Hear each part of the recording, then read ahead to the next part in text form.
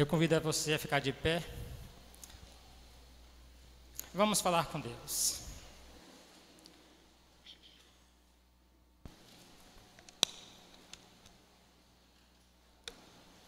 Bendito és tu, meu Senhor, glorificado seja o teu santo nome. Tu és o nome acima de todo nome. Que todo joelho se dobre diante de ti. Que toda língua confesse que tu és o Senhor, para a glória de Deus, Pai. Estamos aqui, Senhor, como igreja, te cultuando, ó Deus, e que o Senhor continue conosco nesta noite, falando aos nossos corações. Que teu Espírito Santo, ó Deus, continue a nos incomodar, que teu Espírito Santo continue a nos ensinar a forma correta como nós devemos te ver, te enxergar. Faz de nós, ó Deus, vasos nas tuas mãos, e que cada um aqui, ó Deus, saia hoje com plena convicção quem tu és para nós. No nome de Jesus Cristo é que nós te oramos. Amém? Poder sentar.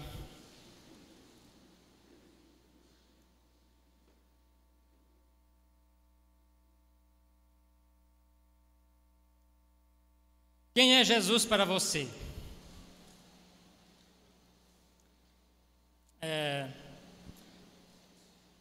Essa pergunta eu fiz para algumas pessoas que eu conheço durante a semana, e algumas responderam da seguinte forma. Eles disseram o seguinte: para mim, Jesus é a palavra de Deus. Outro disse que para mim é a espinha dorsal desse projeto divino. E outros mais disseram: para mim Ele é o Criador, nosso Pai. Ele é quem me dá a razão de viver. Outro respondeu: Ele é tudo. É o motivo de eu me levantar, é o motivo de eu passar o dia, é o motivo de eu deitar. Outro disse: falar de Jesus é fácil, mas também é difícil ao mesmo tempo. A gente percebe, irmãos, que ao longo desses anos,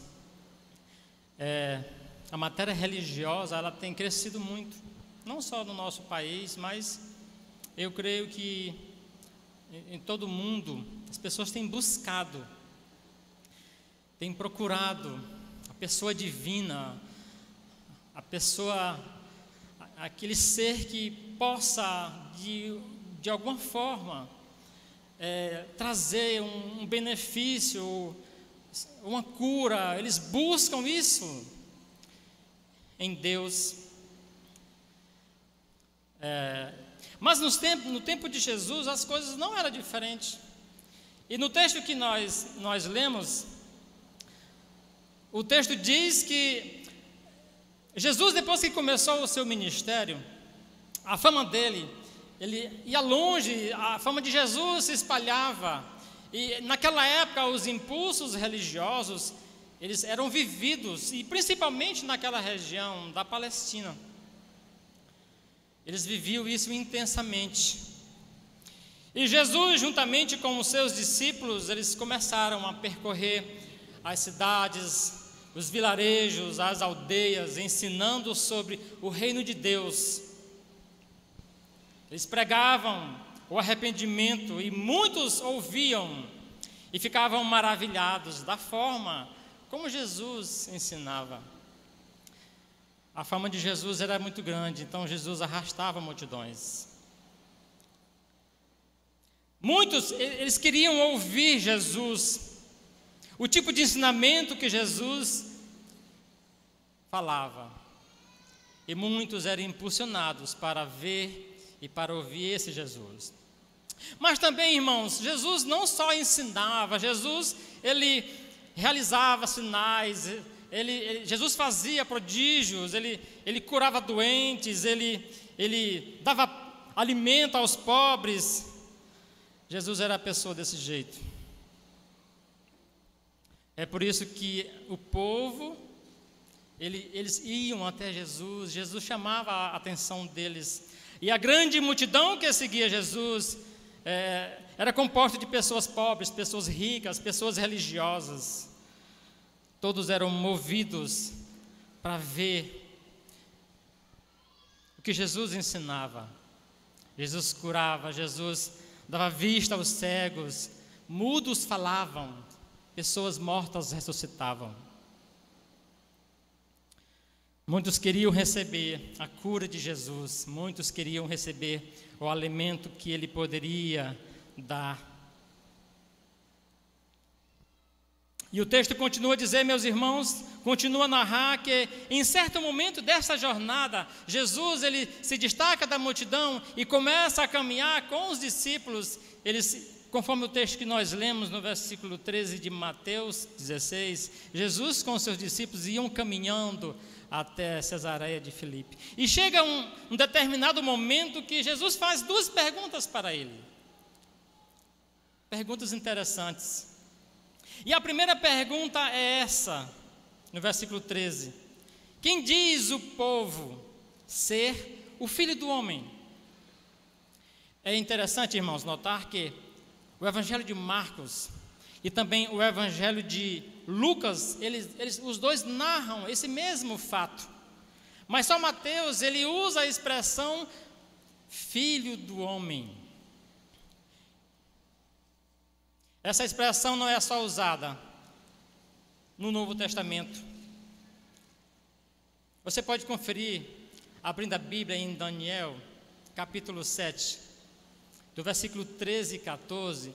Lá já no Velho Testamento, este nome, esta expressão já era falada.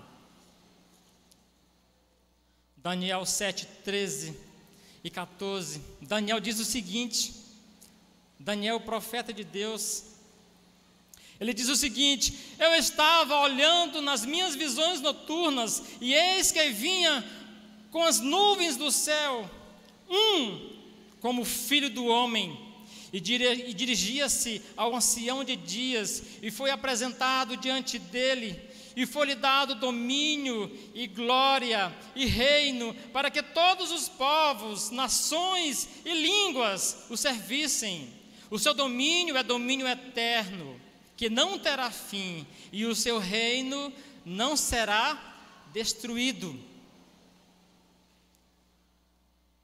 Daniel já profetizava a vinda do Filho do Homem, que é Jesus Cristo. E Marcos registra também, já no Novo Testamento, as palavras que o próprio Jesus ele disse ao seu respeito. Marcos 13, 26 diz o seguinte: então se verá o Filho do Homem vindo sobre as nuvens com poder e grande glória. Aleluia por isso. Irmãos, o pano de fundo histórico dos judeus é a promessa de um Messias, é uma promessa messiânica. A promessa que Deus enviara um libertador, o Messias prometido, o Filho do Homem, vindo de Deus. E essa promessa desse Filho, desse Messias, traria liberdade ao povo judeu. Esta era, meus irmãos, a promessa que foi passada de geração a geração, e naquele momento de Jesus, as pessoas esperavam o Messias. Mas a pergunta de Jesus, ela é intrigante, porque justamente ele pergunta aos seus discípulos o que as pessoas elas achavam do Filho do Homem. Jesus está falando dele mesmo, o que é que as pessoas pensam a meu respeito. Mas só que Jesus, ele não usou a expressão pensam de mim, ele usou a expressão Filho do Homem.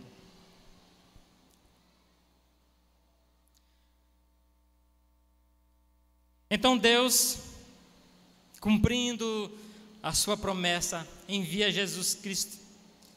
Nós estamos começando o mês de dezembro. Os irmãos percebem que todos comemoram, não é isso? O nascimento de Jesus Cristo. Muitas luzes, nas casas, no shopping, de onde quer que você vá. Todos querem receber, querem comemorar o nascimento de Jesus, o Filho do Homem. Então Jesus envia seu filho amado, o leão da tribo de Judá, o príncipe da paz, o Cordeiro de Deus, o Messias que veio salvar todos aqueles que nele crê. Jesus envia o Filho do Homem. Então Jesus começa seu ministério pregando o arrependimento. Jesus começa seu ministério curando doentes, ressuscitando mortos, dando vista aos cegos, alimentando multidões. Mas o povo não reconheceu Jesus como o Filho do Homem. Intrigante isso. Jesus fazia os milagres para demonstrar o seu poder, para demonstrar que ele é o prometido de Deus, que ele veio para aquele povo judeu, como promessa do seu Pai. Então Jesus se apresenta como o prometido, como o Filho do Homem. E esta foi a pergunta que Jesus fez aos seus discípulos: o que é que as pessoas dizem a meu respeito como sendo o Filho do Homem? Os irmãos estão entendendo a intenção de Jesus? Versículo 28.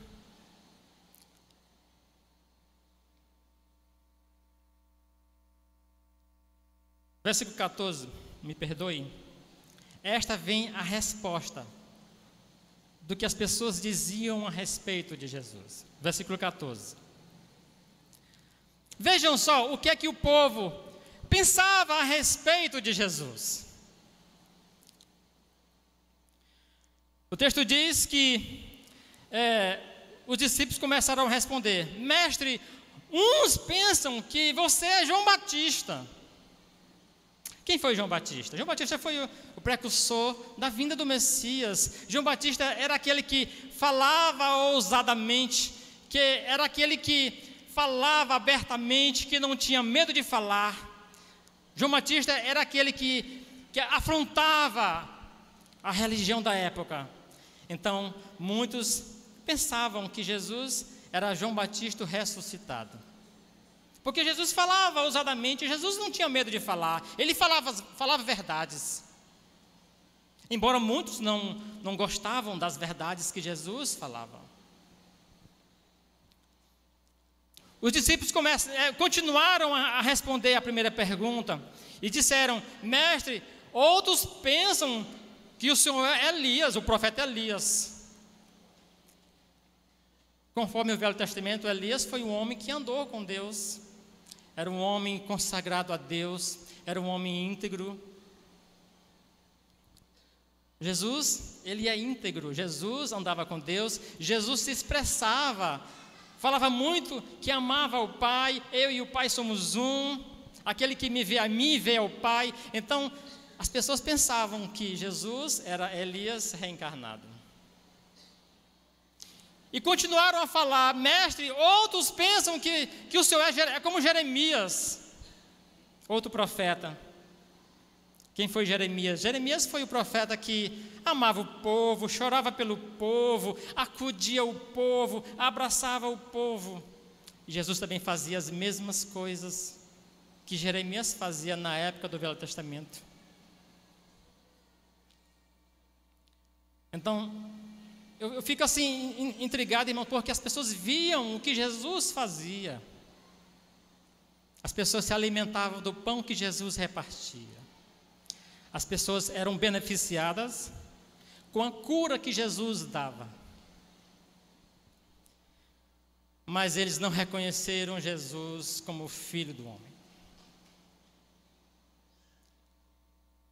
Jesus não foi reconhecido como Filho do Homem. E, na verdade, Jesus, ele conversando com os discípulos, eu fico imaginando na minha mente que Jesus uma hora ele para os discípulos e talvez faça uma reunião e olha nos olhos deles e faz a segunda pergunta: e para você? Para vocês que andam comigo, que vê as coisas que eu faço. Para vocês, meus discípulos, quem eu sou? Então, esta é uma pergunta que os discípulos pararam para analisar, e eu acredito que é uma pergunta também que se faz necessário responder hoje, meus irmãos. E você que está aqui como visitante, ou você que me ouve na sua casa, para você, quem é Jesus? Você já se fez essa pergunta? Às vezes nós passamos a vida toda na igreja, às vezes nós passamos uma vida toda no meio cristão, nós gostamos do ambiente cristão, nós cantamos, nós vamos aos jantares, participamos das festas, mas nunca respondemos para Deus o que é que Ele representa para a gente.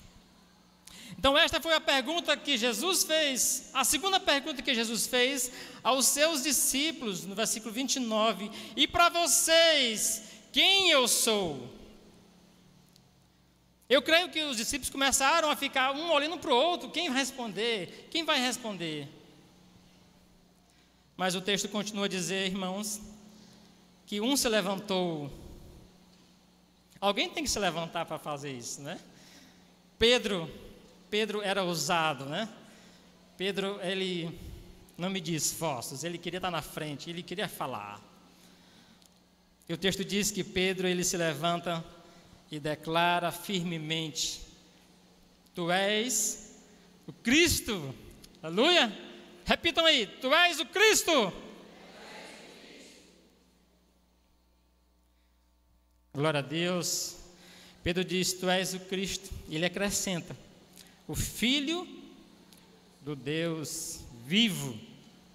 Pedro sabia que estava diante do Messias de Deus, do Messias prometido, vindo de Deus, somente mediante a fé.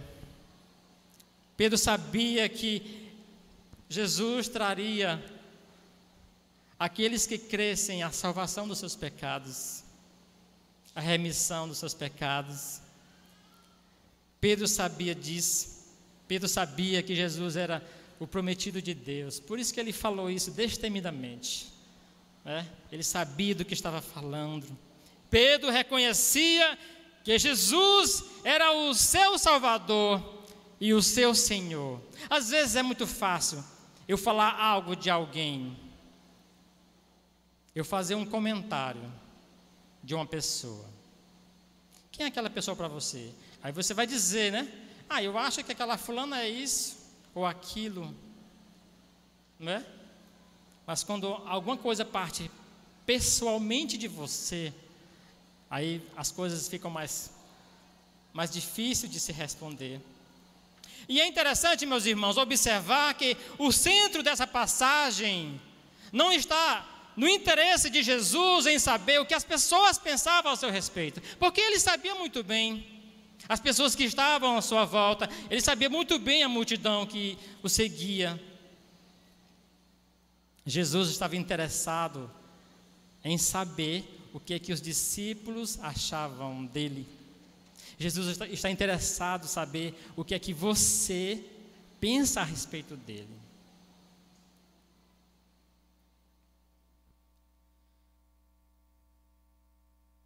Jesus não critica a resposta, a primeira pergunta, não faz nenhum comentário, mas ele dá ênfase, ele quer ouvir de nossa boca o que nós pensamos a seu respeito. E aparentemente esta pergunta se torna fácil, como meu colega falou, é muito fácil falar de Jesus, mas meus irmãos, eu digo a você, essa pergunta requer de nós muita responsabilidade. Quando formos responder, essa pergunta requer muita intimidade. Quando nós formos responder, essa resposta requer entendimento. Essa resposta requer conhecimento. Essa resposta requer relacionamento. Eu só posso dizer de alguém se eu me relaciono com ela. Eu só posso dar uma resposta sobre Jesus se eu me relacionar com Ele.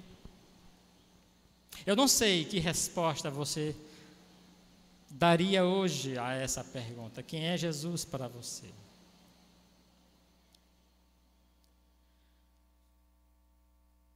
Para aquela época, para os religiosos daquela época, Jesus era um perigo.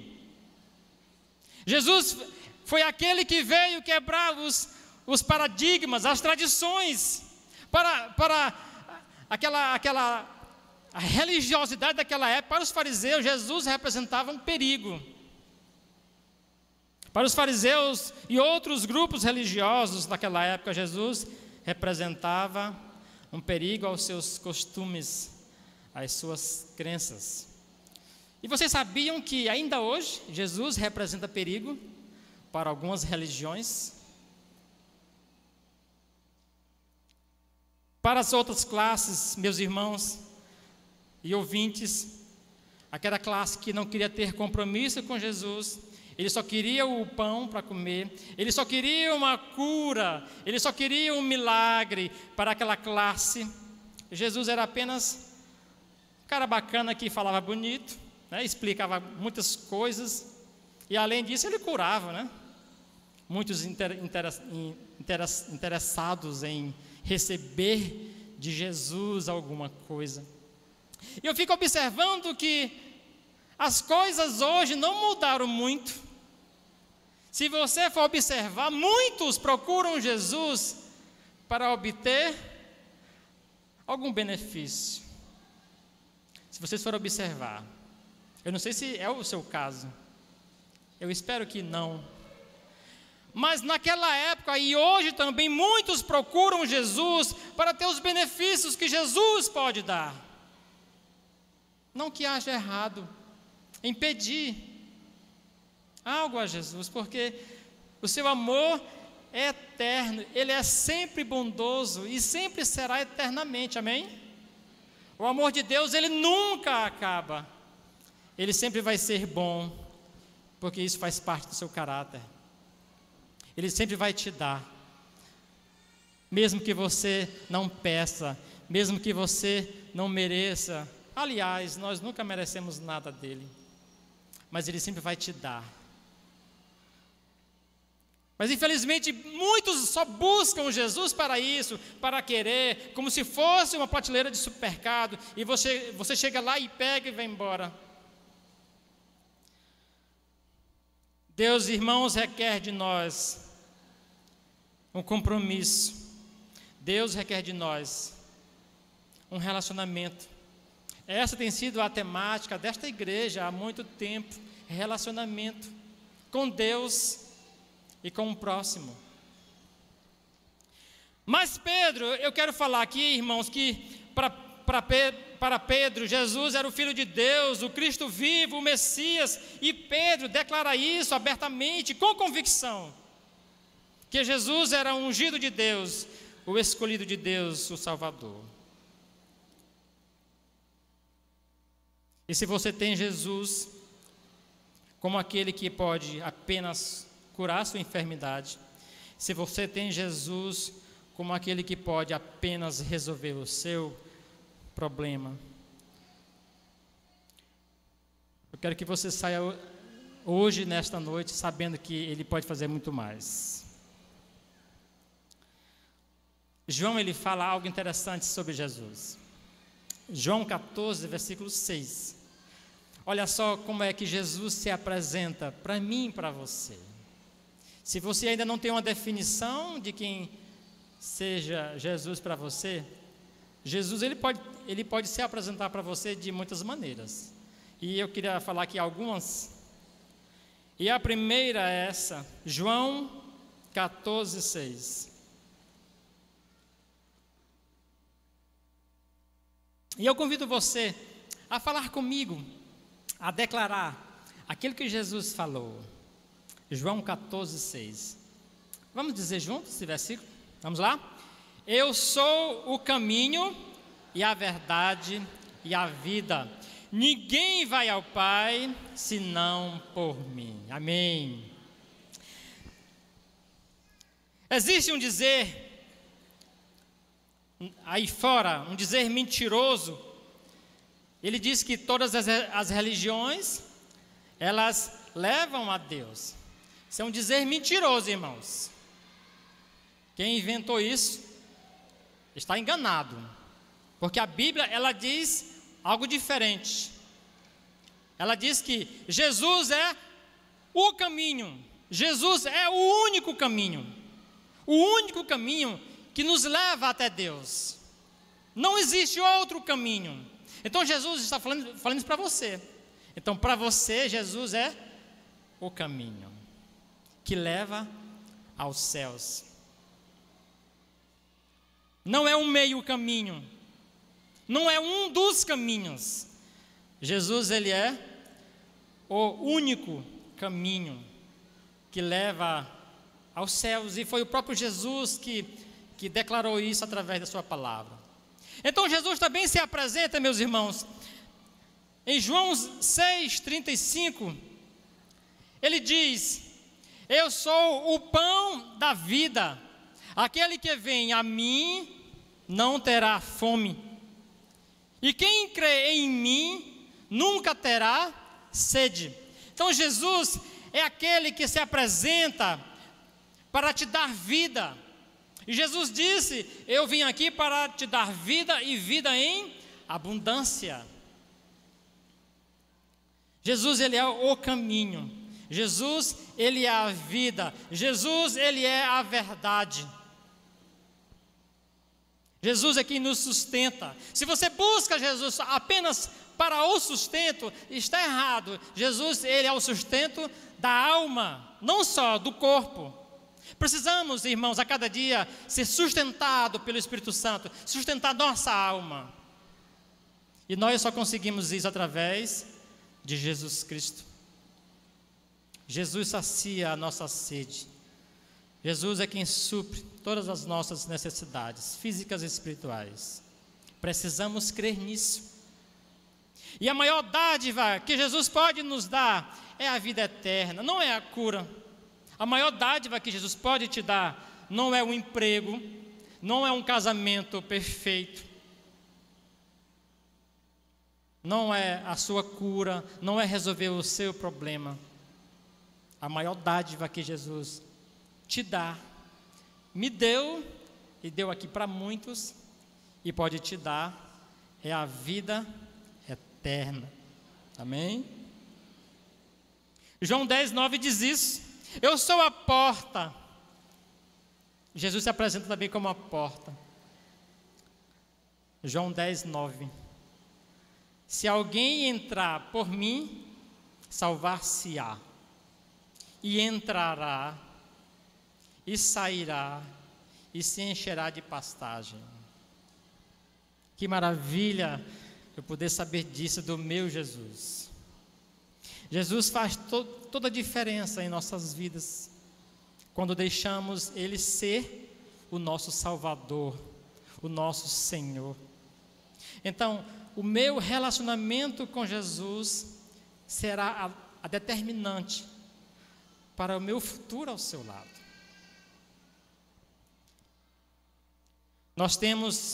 Não temos como negar os cuidados de Deus ao nosso favor. Mesmo imerecedores, Deus derrama seu amor por nós. E Hebreus 13, versículo 8, ele nos lembra isso. Esse texto de Hebreus, ele diz que Jesus Cristo é o mesmo ontem e hoje e eternamente. O mesmo Jesus, o Filho do Homem, lá há 2000 anos atrás, que curava, que expulsava demônios, que libertava, que trazia vista aos cegos, que ensinava com poder, é o mesmo Jesus hoje, amém? E será eternamente. Jesus não muda, Jesus não mudará. Ele sempre olhará para nós de uma forma especial, de uma forma amorosa, pois Ele quer o melhor para nós, quer nos dar a vida eterna junto dEle. cabe a cada um de nós responder a pergunta que está em questão: quem é Jesus para você? E eu queria que você pensasse nesta noite qual a importância de Jesus para a sua vida. Jesus pode mudar a sua história. É preciso que você dê uma chance para Ele. Você precisa convidá-lo a entrar no seu coração. Você precisa se relacionar com Ele. Você precisa conhecê-lo de perto, para você entender o que Ele é capaz de fazer na sua vida. Eu queria que você fechasse seus olhos neste momento. Você pode fazer a sua oração onde você está. Responda para Deus esta pergunta. Pense nisso. Se você já é um salvo em Jesus Cristo, pense nisso. Como está a sua vida diante de Jesus? O que Ele tem representado para você? Se você ainda não tomou essa decisão ao lado de Cristo, pense nisso também. Deixe Cristo mudar a sua história. Deixe Cristo mudar a sua vida. Faça como Pedro. Não tenha vergonha, não tenha medo. Experimente como Ele é. Ele é bom. Jesus dá paz. Somente Ele pode fazer isso. Nós vamos cantar a mesma canção que cantamos. E você continue a falar com Deus. Se Deus falou o teu coração nessa noite, toma uma decisão ao lado de Cristo nessa noite. Não saia daqui com dúvidas a respeito de Jesus Cristo. Não seja uns da multidão que só quer os benefícios de Jesus. Aceite como Ele é. Não daquilo que Ele pode te dar, mas como Ele é. Ame-o de todo o seu coração. Ame-o com todas as suas forças. Entregue sua vida ao Senhor. Ele quer ser seu amigo de todas as horas. Ele quer se relacionar contigo.